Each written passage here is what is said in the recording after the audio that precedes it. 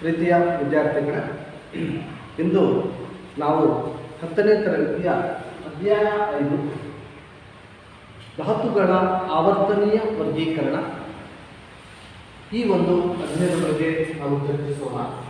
ಮಕ್ಕಳೇ, ಇದನ್ನು ನಾವು ಈ ದಿನದ ಕಲಿಯುವಂಥ ಫಲಿತಾಂಶಗಳಿದ್ದಾರೆ.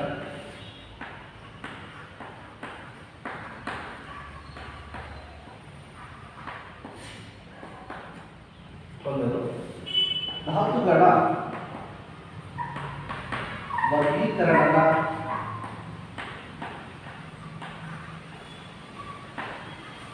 ಅಗತ್ಯತೆ. ಧಾತುಗಳನ್ನು ವರ್ಗೀಕರಿಸಿದವರಂತರಲ್ಲಿ ಮೊದಲ ಪ್ರಯತ್ನ ಡೋಬಲೈನರನ ತ್ರಿವಳಿಗಳ ನಿಯಮ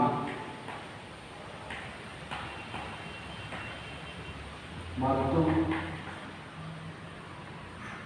ನ್ಯೂಲ್ಯಾಂಡರ್ನ ಅಷ್ಟಕಗಳ ನಿಯಮ. ಇವರು ಡೋಬಲೈನರ್, ನ್ಯೂಲ್ಯಾಂಡ್ ಯಾವ ರೀತಿ ಧಾತುಗಳನ್ನು ವರ್ಗೀಕರಿಸಲಿಕ್ಕೆ ತನ್ನದೇ ಆದಂಥ ನಿಯಮಗಳನ್ನು ಹೇಳಿ ಪ್ರಯತ್ನಿಸಿದ್ದಾರೆ ಅನ್ನೋದನ್ನು ಇಲ್ಲಿ ನೋಡೋಣ.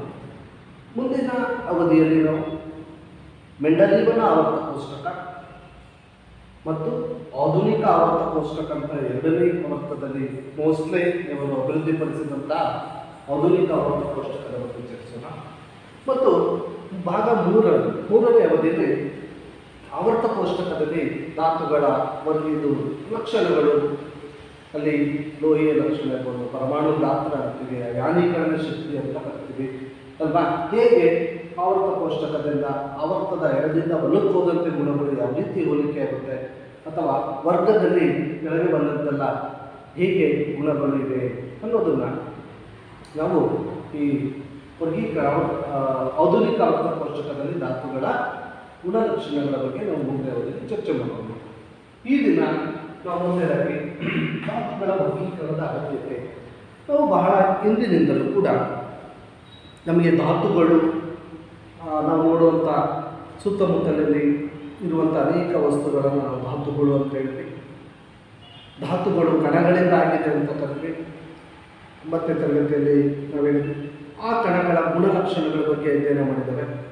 ನಂತರ ನಾವು ಪ್ರಮುಖವಾಗಿ ಧಾತುಗಳು ಯಾವುದರಿಂದ ಆಗಿವೆ ಅಂತ ನೋಡಿದಾಗ ಧಾತುಗಳು ಇಲ್ಲಿ ಸಂಯುಕ್ತ, ಮಿಶ್ರಣಗಳು ಅಥವಾ ಮೂಲ ರೂಪದಲ್ಲಿ ಇವೆ ಅಂತೇಳಿ ಕ್ರಮೇಣ ನಮಗೆ ಅರ್ಥ ಆಯ್ತು.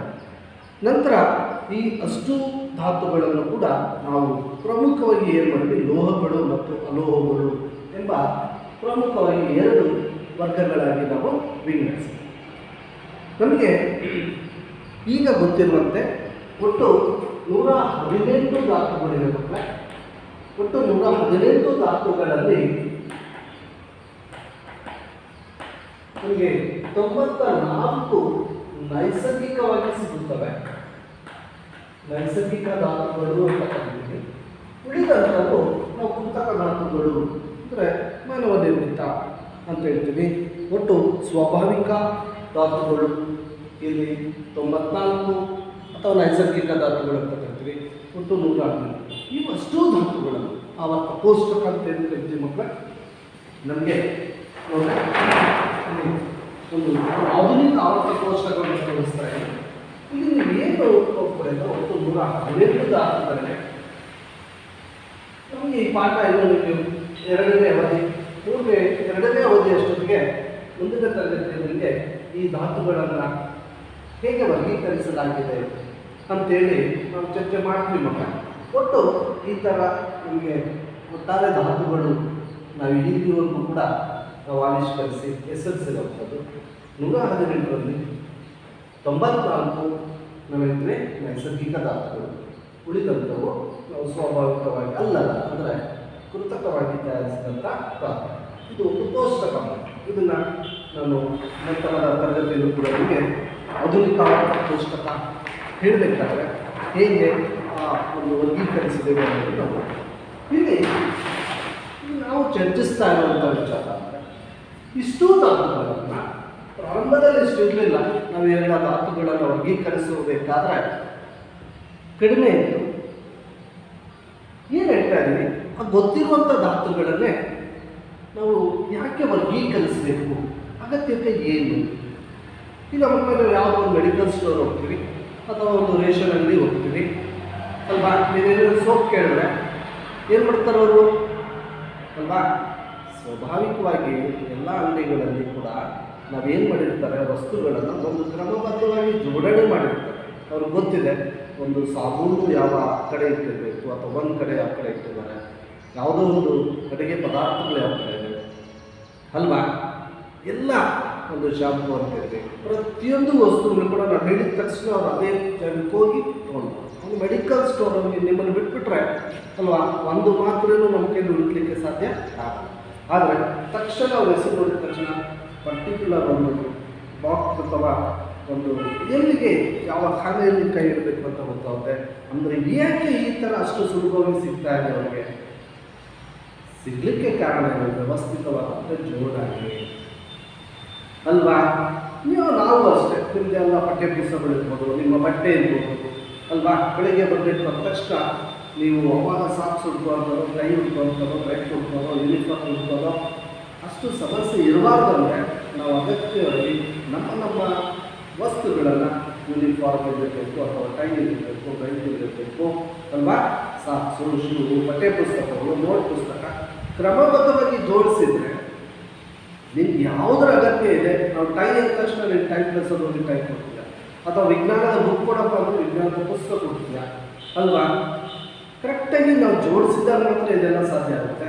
ವ್ಯವಸ್ಥಿತವಾದ ಜೋಡಣೆ ಇಲ್ಲ ಅಂದಾಗ ನಾವು ಅದರ ಬಗ್ಗೆ ಯಾವುದೇ ಸುಲಭವಾಗಿ ಕೊಡಲಿಕ್ಕೆ ಸಾಧ್ಯವೇ ಇಲ್ಲ. ಹಾಗೆ ಇಷ್ಟೂ ಧಾತುಗಳನ್ನು ಅಥವಾ ಮೊದಲು ಗೊತ್ತಿರುವಂಥ ಧಾತುಗಳ ಒಂದು ಸಮಗ್ರ ಗುಣಲಕ್ಷಣಗಳ ಬಗ್ಗೆ ತಿಳ್ಕೊಳ್ಳಿಕ್ಕೆ ಒಂದು ವ್ಯವಸ್ಥಿತವಾದ ಜೋಡಣೆಯ ಅಗತ್ಯತೆ ಇತ್ತು.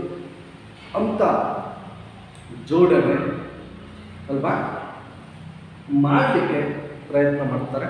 ಅಂತ ಮಾಡಿದಂತಹ ಪ್ರಯತ್ನಗಳು ಅಲ್ವಾ ನಮಗೆ ಯಾವುದೇ ಜೀವಿಗಳನ್ನು ವರ್ಗೀಕರಿಸಿದಾಗಲೇ ಅಥವಾ ಧಾತುಗಳನ್ನಾಗಲಿ ಅಲ್ವಾ ನಾವು ಪ್ರಯತ್ನ ನಡೆಯುತ್ತೆ. ಅಂಥದ್ರಲ್ಲಿ ಮೊದಲನೇ ಪ್ರಯತ್ನ ನಡೆಯುತ್ತವೆ.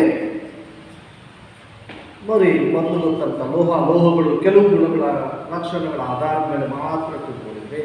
ನಮ್ಮ ಜ್ಞಾನ ಹೆಚ್ಚಿದಂತೆಲ್ಲ ನಾವು ಮುಂದಿನ ಒಂದು ಗುಣಲಕ್ಷಣಗಳ ಆಧಾರದ ಮೇಲೆ ವರ್ಗೀಕರಣ ಪ್ರಯತ್ನಗಳು ಆಗ್ತವೆ. ಮೊದಲನೇದು ಡೋಬರೈನ ಪ್ರಯತ್ನ. ಪ್ರಯತ್ನ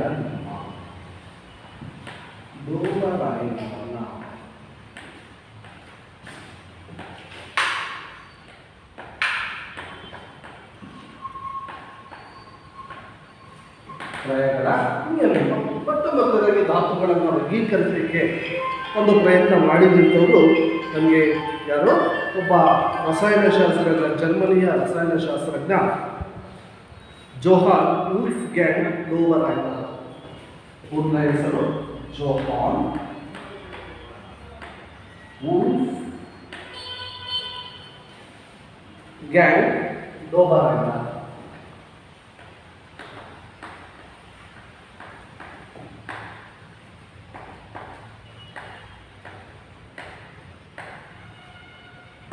ಜೋಹಾನ್ ವುಲ್ಫ್ಗ್ಯಾಂಗ್ ಡೋಬರೈನರ್ 1817ರಲ್ಲಿ ಮೊದಲ ಪ್ರಯತ್ನ ನಡೆಯುತ್ತೆ. ಜೋಹಾನ್ ಇವರು 1817ರಲ್ಲಿ ಒಂದು ಧಾತುಗಳನ್ನು ವರ್ಗೀಕರಿಸಲಿಕ್ಕೆ ಮೊಟ್ಟ ಮೊದಲನಾಗಿ ಪ್ರಯತ್ನಿಸಿದಂಥವರು ಜೋಹಾನ್ ವುಲ್ಫ್ಗ್ಯಾಂಗ್ ಡೋಬರೈನರ್. ಖಂಡಿತವಾಗಿ ಅವರಿಗೆ ನಾವು ಒಂದು ಪ್ರಶಂಸೆಯನ್ನು ವ್ಯಕ್ತಪಡಿಸಲೇಬೇಕು. ಯಾಕೆಂದರೆ ಅಂತ ಜೋಡಿಸಬೇಕು ಧಾತುಗಳ ಗುಣಲಕ್ಷಣಗಳನ್ನು ಒಂದು ವ್ಯವಸ್ಥಿತವಾಗಿ ಅರ್ಥ ಮಾಡ್ಕೋಬೇಕು ಅಂದರೆ ಒಂದು ಜೋಡಣೆಯ ಅಗತ್ಯ ಇದೆ ಅಂತ ಆಲೋಚನೆ ಬಂತು. ಅಂಥದ್ರಲ್ಲಿ ಪ್ರಯತ್ನವನ್ನು ಮಾಡ್ತಾರೆ ಜೋಹಾನ್ ವುಲ್ಫ್ಗ್ಯಾಂಗ್ ಡೋಬರೈನರ್ ಅನ್ನುವಂಥದ್ದು. ಅದಕ್ಕೆ ಖಂಡಿತವಾಗಿ ಪ್ರಶಂಸೆಯನ್ನು ಮಾಡಲೇಬೇಕಾಗಿದೆ.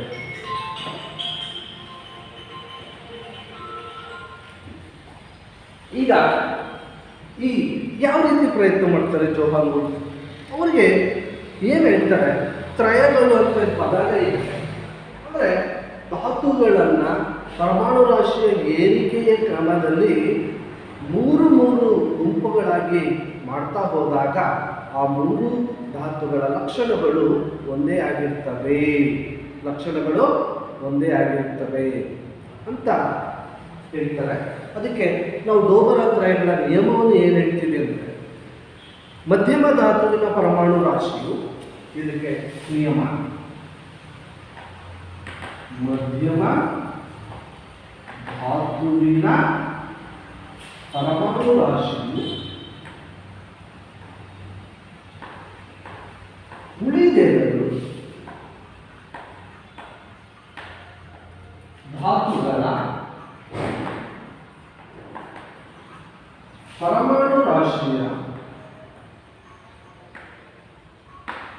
ಪರಮಾಣು ರಾಶಿಗಳ ಸರಿಸುಮಾರು ಸರಾಸರಿಯಾಗಿರುತ್ತದೆ.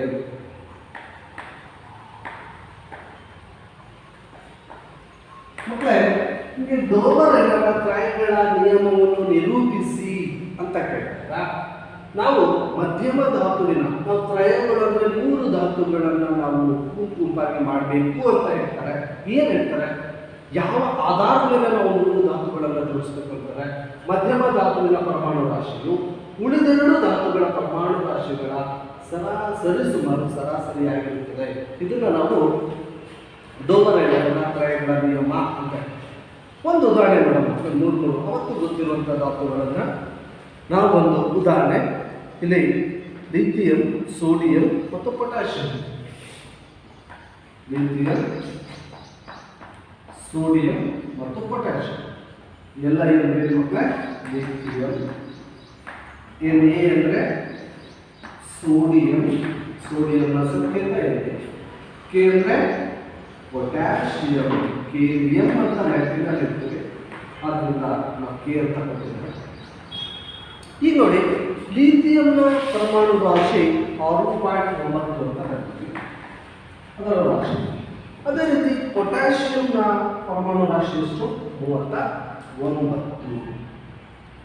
ಏನು ನಿಮ್ಮ ಡೋಬರಾಯರು ಏನು ಹೇಳ್ತಿದ್ದಾರೆ, ಮಧ್ಯಮ ಧಾತುವಿನ ಪರಮಾಣು ರಾಶಿ ಇದು ಸೋಡಿಯಂ, ಮಧ್ಯಮ ಧಾತುವಿನ ಪರಮಾಣು ರಾಶಿಯು ಉಳಿದೆರಡು ಧಾತುಗಳ ಪರಮಾಣು ರಾಶಿಗಳ ಸರಿಸುಮಾರು ಸರಾಸರಿಯಾಗಿದೆ. ಹಾಗಾದ್ರೆ ಉಳಿದೆರಡು ಧಾತುಗಳಂದ್ರೆ ನಾವು ಇದನ್ನ ಎ ಧಾತು ಅಂತ ಇಟ್ಕೊಳ್ಳೋಣ, ಇದನ್ನ ಬಿ ಅಂತ ಇಟ್ಕೊಳ್ಳೋಣ, ಮತ್ತೆ ಇದು ಸಿ ಅಂತ. ಸಿನ ಪರಮಾಣು ರಾಶಿ ಎಷ್ಟಾಗಿರಬೇಕು? ಎ ಮತ್ತು ಬಿಗಳನ್ನು ಕೂಡಿದಾಗ ಅಂದರೆ 1 ಮತ್ತು 3. 39 ಪ್ಲಸ್ 6.9 ಎರಡನ್ನೂ ಕೂಡುದು ಆಲ್ಮೋಸ್ಟ್ ನಿಯರ್ 7 ಅಂತ. ಎಷ್ಟು ಬರುತ್ತೆ? 39 ಪ್ಲಸ್ 7 ಅಂತ ಇಟ್ಕೊಳ್ಳಿ, 46 ಬರುತ್ತೆ. ಸರಾಸರಿ ಅಂದಾಗ ಈ ಎರಡು ಧಾತುಗಳನ್ನು ಕೂಡಿಗೆ ನಾನು 2ರಿಂದ ಭಾಗಿಸ್ತೀನಿ, ಎಷ್ಟು ಬರುತ್ತೆ? 23. ಓಕೆ, 23 ರಾಶಿ ಯಾವ ಧಾತುವಿಂದ ಆಗಿದೆಯೋ ಆ ಧಾತುವನ್ನು ಈ ಎರಡು ಧಾತುಗಳ ನಡುವೆ ಜೋಡಿಸಬೇಕು ಅನ್ನೋದು ಡೋಬರಾಯರ ನಿಯಮ ಹೇಳುತ್ತೆ. ಹಾಗಿದ್ದರೆ 23 ಪರಮಾಣು ರಾಶಿ ಹೊಂದಿರೋ ಧಾತು ಯಾವುದು? ಸೋಡಿಯಂ. ಸೋಡಿಯಂನ ರಾಶಿ 23. ಈ ಥರ ವ್ಯವಸ್ಥೆಗೊಳಿಸಿದಾಗ ಈ ಮೂರರ ಗುಣಗಳು ಏನಾಗಿರುತ್ತೆ? ಒಂದೇ ಆಗಿರುತ್ತೆ ಅಂತ ಡೋಬರಾಯ ಅವತ್ತು ತಿಳಿದಂಥ ಧಾತುಗಳಿಗೆ ಈ ರೀತಿ ಜೋಡಿಸಿದ್ದಾರೆ. ಮತ್ತೆರಡು ಧಾತುಗಳನ್ನು ಉದಾಹರಣೆ ಕೊಡ್ತಾರೆ, ಕ್ಯಾಲ್ಸಿಯಂ, Ca ಕ್ಯಾಲ್ಸಿಯಂ, ಸ್ಟ್ರಾನ್ಸಿಯಂ, ಬೇರಿಯಂ. ಈ ಮೂರು ಧಾತುಗಳನ್ನು ಕೂಡ ನಿಮಗೆ ಪರಮಾಣು ರಾಶಿ ಇದನ್ನು 40.1 ಅಂತಾರೆ. ಮತ್ತು ಬೇರಿಯಂದು 137.3. ಇವೆರಡನ್ನು ಕೂಡ ಆಲ್ಮೋಸ್ಟ್ 177 ಆಗುತ್ತೆ. 177ಕ್ಕೆ ಅರ್ಧ ಆಲ್ಮೋಸ್ಟ್ ಅಷ್ಟು 87.5 ಆಗುತ್ತೆ. ಅಷ್ಟಕ್ಕೆ ಸರಿ ಸುಮಾರು ಅಂದಾಗ ಅದಕ್ಕೆ ನಿಯರೆಸ್ಟ್ ರಾಶಿ ಇರುವಂಥ ಧಾತು ಯಾವುದು? ಸ್ಟ್ರಾನ್ಸಿಯಂ. ಅದರ ರಾಶಿ 87.6. ಈ ರೀತಿ ಮೂರನ್ನ ಇಡ್ತಾರೆ. ಕೊನೆಗೆ chlorine, bromine, iodine, chlorine, bromine, iodine. ಈ ಕ್ಲೋರಿನ್ದು ರಾಶಿ 35 ಪಾಯಿಂಟ್ ಆಯಿತು. Bromine iodine 126. ಅವೆರಡರ ಸರಾಸರಿಗೆ ಸಮೀಪವಾಗಿರುವಂಥದ್ದು 79.9 ಬ್ರೋಮಿನ್. ಮಕ್ಕಳೇ, ಈ ಕ್ಲೋರೈನರ್ ಈ 3 ಗುಂಪುಗಳನ್ನು ಪ್ರಯೋಗಗಳ ಗುಂಪುಗಳನ್ನು ಮಾತ್ರ ಮಾಡಲಿಕ್ಕೆ ಸಾಧ್ಯ ಆಯಿತು. ನಂತರ ಉಳಿದ ಧಾತುಗಳಿಗೆ ಇವರು ಈ ರೀತಿ ಒಂದು ಗುಂಪುಗಳನ್ನಾಗಿ ಮಾಡಲಿಕ್ಕೆ ಸಾಧ್ಯ ಆಗಲ್ಲ. ಈ ರೀತಿ ಮಾಡಿದಂಥ ಧಾತುಗಳು ಸದೃಶ ಗುಣಗಳನ್ನು ಹೊಂದಿರ್ತವೆ, ಒಂದೇ ಗುಣಗಳನ್ನು ಹೊಂದಿರ್ತವೆ ಅಂತ ಡೋಬರೈನರ್ ಈ 3 ಉದಾಹರಣೆಗಳನ್ನು ಕೊಟ್ಟರು. ನಿಮಗೆ ಡೋಬರೈನರ್ ಪ್ರಯೋಗಗಳ ನಿಯಮವನ್ನು ನಿರೂಪಿಸಿ ಅಂತ ಕೇಳ್ಬೋದು, ಒಂದು ಉದಾಹರಣೆಯ ಮೂಲಕ ತೋರಿಸಿ ಅಂತ ಹೇಳ್ಬೋದು, ಅಥವಾ ಯಾವುದೇ ಪ್ರಯೋಗಗಳ ರಾಶಿ ಕೊಟ್ಬಿಟ್ಟು ಇನ್ನೊಂದು ಧಾತುವಿನ ರಾಶಿಯನ್ನು ಲೆಕ್ಕ ಮಾಡಿ ಅಂತಲೂ ಕೂಡ ನೀವು ಸುಲಭವಾಗಿ ಮಾಡಿ ಜ್ಞಾಪಕ ಇಟ್ಕೊಂಡು. ಉದಾಹರಣೆ ಇಲ್ಲಿ ನಾವೊಂದು ಸುಲಭ ಜ್ಞಾಪಕ ಇಟ್ಕೊಳ್ಳೋಕ್ಕೆ ವಿನಾಯಕ್ ಅಂತ ಕರಿತೀವಿ. ವಿನಾಯಕ್ ಅಂದರೆ ಲಿಥಿಯಂ, ಸೋಡಿಯಂ, ಪೊಟ್ಯಾಷಿಯಂ ಅಂಶ. ನೆಕ್ಸ್ಟ್ ಈ ಕೆಳಗಡೆದವರು BSc, ನಿಮಗೆ BSc ಸುಮ್ಮನೆ ನೆನಪಿಟ್ಕೊಳ್ಳೋ ಡ್ರಿಂಕ್ಸ್ ಅಷ್ಟೇ. BSc ಅಂತ ನೆನಪಿಟ್ಕೊಳ್ಬೋದು. Barium, strontium, calcium. ನೆಕ್ಸ್ಟ್ 3ನೇ ಜೋಡಿಯಲ್ಲಿ ಇಲ್ಲಿ ನೆನಪಿಟ್ಕೊಳ್ಳೋ CBI, ಕ್ಲೋರಿನ್, ಬ್ರೋಮಿನ್, ಅಯೋಡಿನ್. ಇಲ್ಲಿ ಮೊದಲ ಅಕ್ಷರಗಳನ್ನು ನೆನಪಿಟ್ಕೊಂಡ್ರೆ BSc barium, strontium, calcium. CBI ನಿಮಗೆ ಒಂದು ಸೆಂಟ್ರಲ್ ಬ್ಯೂರೋ ಆಫ್ ಇನ್ವೆಸ್ಟಿಗೇಷನ್ ಅಂತ ಏನು ಇದೆ, ಆ CBI ಶಾರ್ಟ್ ಫಾರ್ಮ್. C ಅಂದರೆ ಕ್ಲೋರಿನ್, B ಅಂದರೆ ಬ್ರೋಮಿನ್, ಅಯೋಡಿನ್. ಈ ರೀತಿಯಾಗಿ ಡೋಬರೈನರ್ ನಾವು ಜೊಹಾರ್ ವುಡ್-ಫ್ಲಾಟ್ ಡೋಬರೈನರ್ 3 ಗುಂಪುಗಳಾಗಿ ಅಷ್ಟೇ ಮಾಡಲಿಕ್ಕೆ ಸಾಧ್ಯ ಇತ್ತು. ಉಳಿದ ಅಷ್ಟು ಧಾತುಗಳನ್ನು ಈ ಒಂದು ನಿಯಮದ ಪ್ರಕಾರ ವ್ಯವಸ್ಥೆ ಮಾಡಲಿಕ್ಕೆ ಸಾಧ್ಯ ಆಗಲಿಲ್ಲ. ಆದ್ದರಿಂದ ಡೋಬರೈನರ್ ನಿಯಮ ನಮಗೆ ಯಶಸ್ವಿ ಆಗಲಿಲ್ಲ. ಮಕ್ಕಳೇ, ಒಂದು ಪ್ರಯತ್ನ ಅಂತೂ ನಡೆಯಿತು. ಇದು ಡೋಬರೈನರ್ ಪ್ರಯತ್ನ. ಇವುಗಳ ನಿಯಮ ಧಾತುಗಳನ್ನು ವರ್ಗೀಕರಣ ಮೊದಲ ಪ್ರಯತ್ನ. ಹಾಗೆ ನೆಕ್ಸ್ಟ್ ನೋಡೋಣ ಯಾರು ಪ್ರಯತ್ನ ಮಾಡ್ತಾರೆ. ನೆಕ್ಸ್ಟು ನಿಮಗೆ ವ್ಯಾಖ್ಯೆ ಗೊತ್ತಾಯಿತು, ಉದಾಹರಣೆಗಳು ಗೊತ್ತಾಯಿತು. ನೆಕ್ಸ್ಟ್ ಪ್ರಯತ್ನ ಮಾಡುವವರು ನೋಡಿ, ಸುಮಾರು 1866ರಲ್ಲಿ ನೆಕ್ಸ್ಟ್ 1866 ಪ್ರಯತ್ನ ನ್ಯೂಲ್ಯಾಂಡ್ ನ್ಯೂಲ್ಯಾಂಡ್ನ ಅಷ್ಟಕಗಳಲ್ಲಿ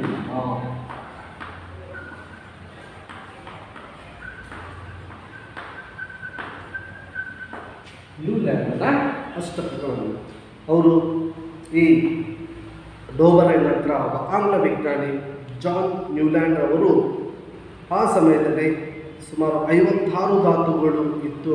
1866ರ ಸಮಯದಲ್ಲಿ ಅವರು ಏನು ಮಾಡ್ತಾರೆ, ನ್ಯೂಲ್ಯಾಂಡ್ ಪ್ರಯತ್ನಿಸಿದಂತೆ ಕಡಿಮೆ ರಾಶಿಯಿಂದ ನಾವು ಹೆಚ್ಚಿನ ರಾಶಿ ಧಾತುಗಳನ್ನು ಜೋಡಿಸ್ತಾ ಹೋಗಬೇಕು ಅಂತಾರೆ.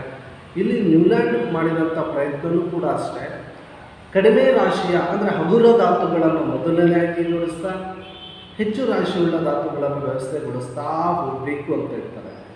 ಇವರು ಕಂಡುಕೊಂಡಂತಹ ಅಲ್ಲಿ ಒಂದು ಪ್ರಯತ್ನದಲ್ಲಿ ಅಂಶ ಎಂದರೆ ಧಾತುಗಳನ್ನು ಕಡಿಮೆ ರಾಶಿಯಿಂದ ನಾವು ಸಾಲಲ್ಲಿ ಬರಿತಾ ಹೋಗಬೇಕು.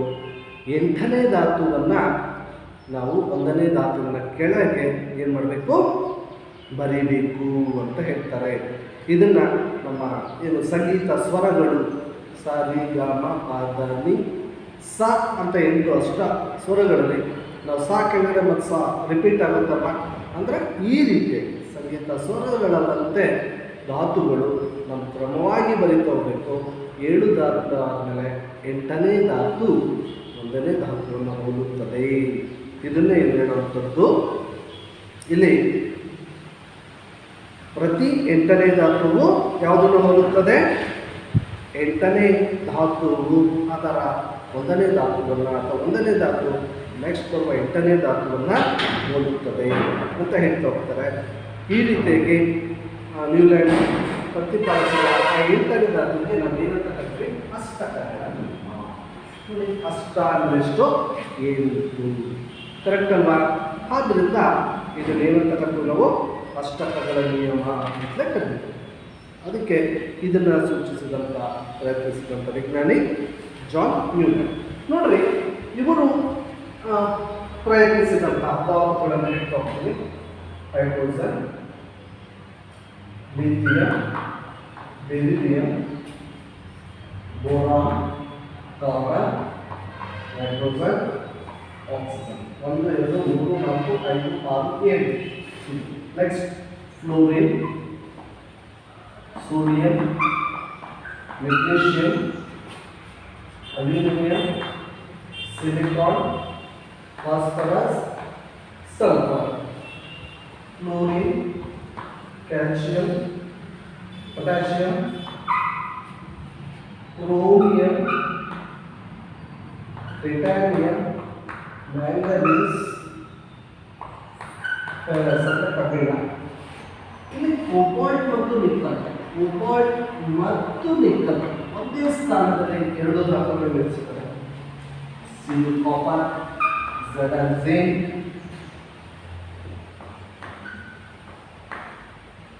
ನೆಕ್ಸ್ಟ್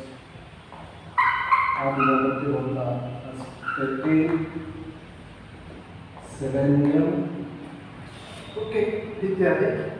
ಬ್ರೋಮಿನ್, ಬ್ರೋಮಿಲಿಯಂ, ಸ್ಟ್ರಾನ್ಶಿಯಂ ಮತ್ತು 2 ಧಾತುಗಳನ್ನ ಸೀಸಿಯಂ ಮತ್ತು ಲ್ಯಾಪ್ಟಾನ್.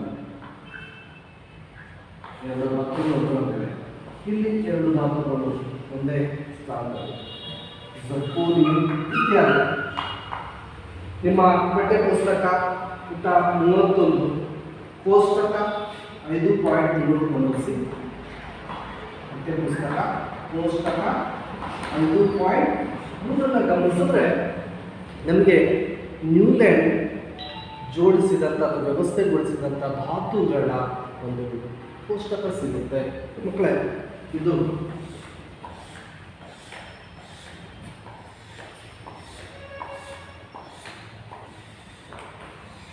ನೋಡಿ, ಗೊತ್ತಾಗುತ್ತೆ. ಸುಮಾರು 56 ಧಾತುಗಳು ಆಮೇಲೆ ಇದೆ. ಇವುಗಳನ್ನು ಈ ರೀತಿ ವ್ಯವಸ್ಥೆಗೊಳಿಸಿದಾಗ 1ನೇ ಧಾತು 8ನೇ ಧಾತುವನ್ನು ಹೋಗುತ್ತದೆ. ಲಿಥಿಯಂಗೆ 8ನೇ ಧಾತು ಸೋಡಿಯಂ, ಕಾರ್ಬನ್ಗೆ 8ನೇ ಧಾತು ಸಿಲಿಕಾನ್. ನಾವು ಯಾವ ಧಾತುವನ್ನು ಪ್ರಾರಂಭಿಸೋದು ಅದರ 8ನೇ ಧಾತು ಅದು ಕೆಳಗಡೆ ಬರುತ್ತೆ. ಆಗ ಅದು ಒಂದೇ ಲಕ್ಷಣ ಹೊಂದಿರುತ್ತೆ ಅಂತ ಹೇಳ್ತಾರೆ.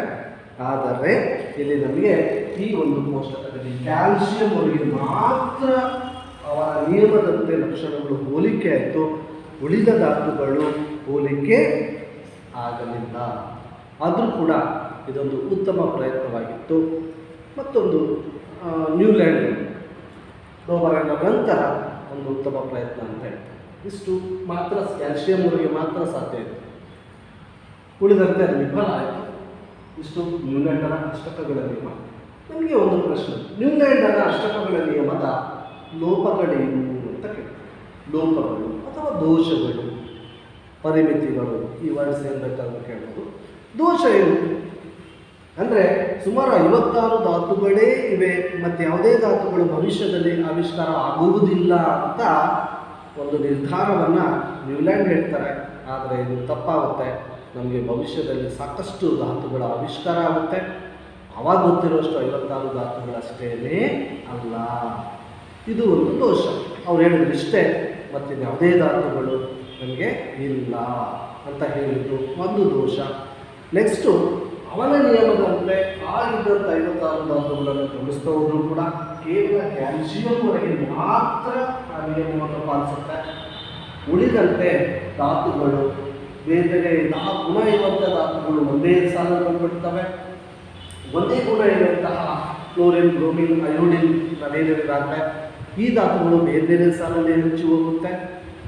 ಈ ಥರ ನಾವೇನು ಹೇಳ್ತೀವಿ, ಕ್ಯಾಲ್ಸಿಯಂ ಅವ್ರಿಗೆ ಮಾತ್ರ ಇದು ಜೋಡಣೆ ಅಥವಾ ಸಾಧ್ಯ ಆಗುತ್ತೆ ಅಂತ ಹೇಳ್ತಾರೆ.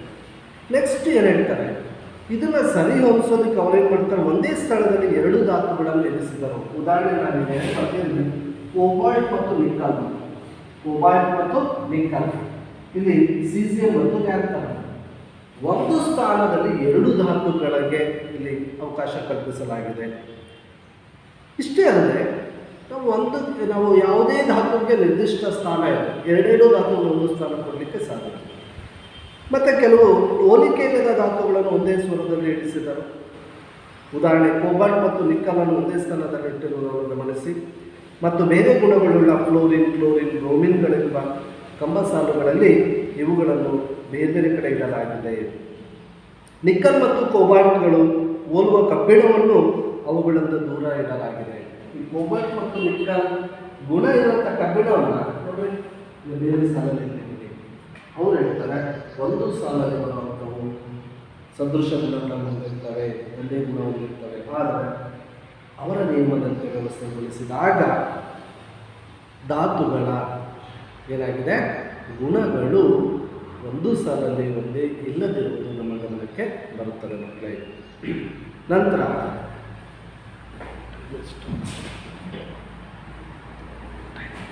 ನಂತರ ನಿಮಗೆ ಈ ದಿನದ ಡೋಬರೆಗರ್ ತ್ರಯಗಳ ನಿಯಮ ಮತ್ತು ನ್ಯೂಲ್ಯಾಂಡನ ಅಷ್ಟಕಗಳ ನಿಯಮ ಇದನ್ನು ನಾವೀಗೆಲ್ಲ ಅರ್ಥ ಮಾಡ್ಕೊಂಡಿದ್ದೇವೆ, ಹೌದಾ? ಇಲ್ಲಿ ಮುಖ್ಯವಾಗಿ ನಾವು ದೋಷಗಳನ್ನು ಮತ್ತೊಂದು ಸಲ ನೆನಪಿಸ್ಕೊಳ್ಳಿ. ನಾವೇನು ಹೇಳ್ತಾ ಇದ್ವಿ, ನ್ಯೂಲ್ಯಾಂಡ್ ಅಷ್ಟಕಗಳ ನಿಯಮ ದೋಷಗಳಲ್ಲಿ ಒಂದನೇದು ಮಕ್ಕಳೇ ನೀವು ನೀಡಿದಂಥದ್ದು 56 ಧಾತುಗಳಷ್ಟೇ ನಿಸರ್ಗದಲ್ಲಿರೋದು, ಮತ್ತೆ ಇದು ಇಲ್ಲ. ಆದರೆ ಅದು ತಪ್ಪು, ಸಾಕಷ್ಟು ದೋಷಗಳನ್ನು ಮತ್ತೆ ಆವಿಷ್ಕರಿಸ್ತೇವೆ ಅಂತ ಕಂಡುಕೊಳ್ತೇವೆ. ಮತ್ತು ಇವರ ನಿಯಮದಂತೆ ವ್ಯವಸ್ಥೆಗೊಳಿಸಿದಾಗ ಕ್ಯಾಲ್ಸಿಯಂವರೆಗೆ ಮಾತ್ರ ಗುಣಗಳು ಹೋಲಿಕೆ ಆಗುತ್ತೆ. ನಂತರ ಗುಣಗಳು ಸಾಕಷ್ಟು ವ್ಯತ್ಯಾಸ ಆಗುತ್ತೆ. ಅದಕ್ಕೆ ಉದಾಹರಣೆ ಹೇಳ್ತಾರೆ, ಕ್ಲೋರಿನ್, ಬ್ರೋಮಿನ್, ಅಯೋಡಿನ್ ಒಂದೇ ಗುಣ ಇರುತ್ತೆ, ಬೇರೆ ಬೇರೆ ಸಾಲುಗಳಲ್ಲಿ ಜೋಡಣೆ ಆಗ್ತದೆ ಅಂತ ಹೇಳ್ತೀವಿ. ಕೋಬಾಲ್ಟ್ ನಿಕ್ಕಲನ್ನು ಹೋಲಿಕೆ ಆಗುವಂಥ ಕಬ್ಬಿಣ ಬೇರೆ ಕಡೆ ಹಂಚಿಕೆ ಆಗಿರೋದು ಅಥವಾ ವ್ಯವಸ್ಥೆಗೊಳಿಸಿರೋದನ್ನು ಉದಾಹರಣೆ ಆಗ್ತೀವಿ. ಇದು ಒಂದು ದೋಷ. ನಂತರ ಒಂದು ಸ್ಥಾನದಲ್ಲಿ ಎರಡೆರಡು ಧಾತುಗಳಿಗೆ ಅವಕಾಶ ಕೊಟ್ಟಿರೋದು ಒಂದು ದೋಷ. ನಾವು ಯಾವುದೋ ಅಂತ ಅರ್ಥ ಮಾಡ್ಕೋಬೇಕು. ಕೋಬಾಲ್ಟ್ ನಿಕ್ಕಲ್ ಅಲ್ವಾ, ಎರಡನ್ನು ಒಂದೇ ಸ್ಥಾನದಲ್ಲಿ, ಇಲ್ಲಿ ಸಿಸಿಎಂ ಲ್ಯಾಂಥರಮನ್ನು ಒಂದೇ ಸ್ಥಾನದಲ್ಲಿ, ಇವನ್ನ ನಾವೇನು ಕರ್ತೀವಿ, ದೋಷಗಳು ಅಂತ ಕರಿತೀವಿ. ಇಷ್ಟು ಈ ದಿನದ ಕಾರ್ಯಕ್ರಮಗಳು. ನಾವು ಅರ್ಥ ಡೋಬರೆಗರ್ ನಿಯಮ ಮತ್ತು ನ್ಯೂಲ್ಯಾಂಡನ ಅಷ್ಟಕಗಳ ನಿಯಮ, ಹೌದಲ್ವಾ ಮಕ್ಕಳೇ? ಇಷ್ಟು ಅರ್ಥ ಆಗಿದೆ ಅಂತ ಇಟ್ಕೊಂಡಿದ್ದೀನಿ. ನೆಕ್ಸ್ಟ್ ನಮಗೆ ಮೆಂಡಲೀವನ ಆವರ್ತ ಪುಸ್ತಕ.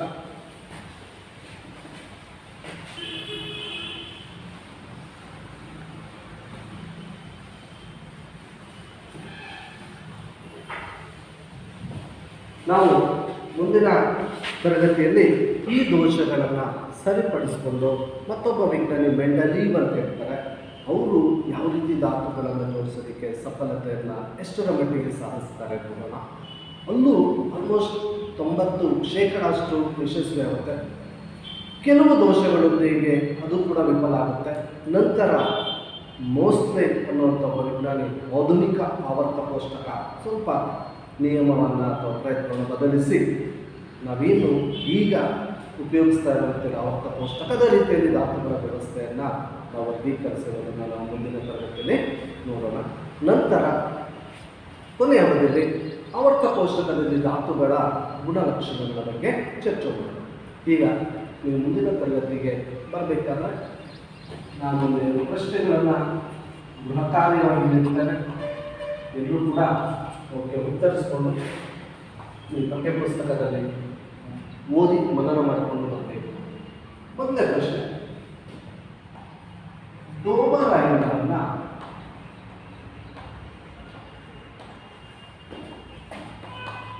ತ್ರಯಗಳ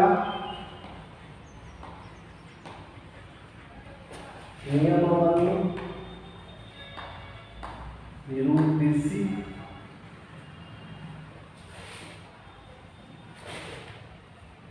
ನೀವು ನಿಯಮಕ್ಕೆ ವ್ಯಾಖ್ಯಾನ ಕೊಡಬೇಕು. ನೆಕ್ಸ್ಟ್, ಡೋಬರೈನರನ್ನ ತ್ರಯಗಳ ನಿಯಮದಂತೆ ಜೋಡಿಸಿದ ನಿಮಗೆ ಎರಡು ಉದಾಹರಣೆ ಕೊಡಿ. ಮೂರನೇ ಪ್ರಶ್ನೆ, ನೂಲೆಂಡರ ಅಷ್ಟಕಗಳ ನಿಯಮವನ್ನು ನಿರೂಪಿಸಿ.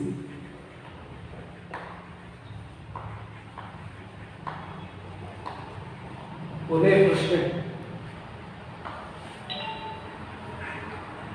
ನೂಲೆಂಡರ